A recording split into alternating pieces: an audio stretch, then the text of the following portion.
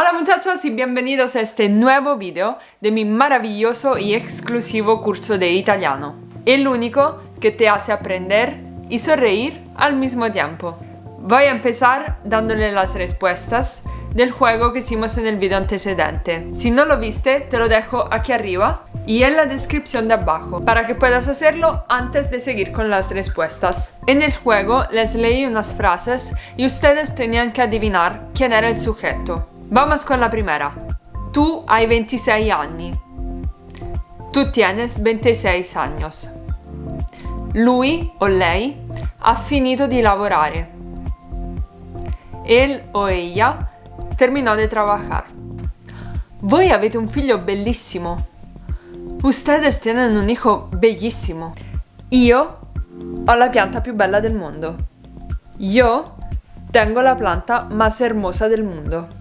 Noi abbiamo dei cugini che vivono a Quito. Nosotros tenemos unos primos que viven en Quito. Loro hanno 5 cani. Ellos tienen 5 perros. Y pasamos ahora al verbo fare, que significa hacer. No tengas miedo de equivocarte porque ni yo ni nadie se dará cuenta. Leerás tú primero y yo te sigo. Io faccio. Tu fai. Lui, lei fa. Noi facciamo. Voi fate. Loro fanno. Míralas bien por los siguientes 10 segundos.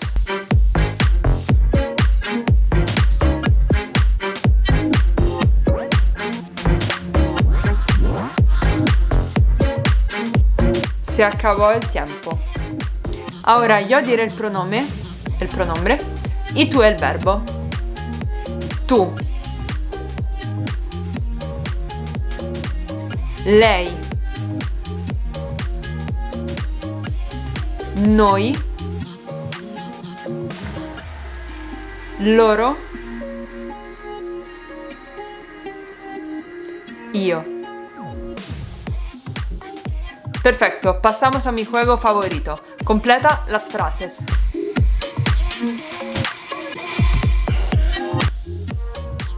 Fanno i professori. Tu? Una pasta buonissima. Fate l'albero di Natale più bello. Io? Colazione con lo smoothie. Facciamo il compleanno lo stesso giorno. Lei? Svenire i ragazzi con la sua bellezza. Las respuestas en el siguiente video. Ciao!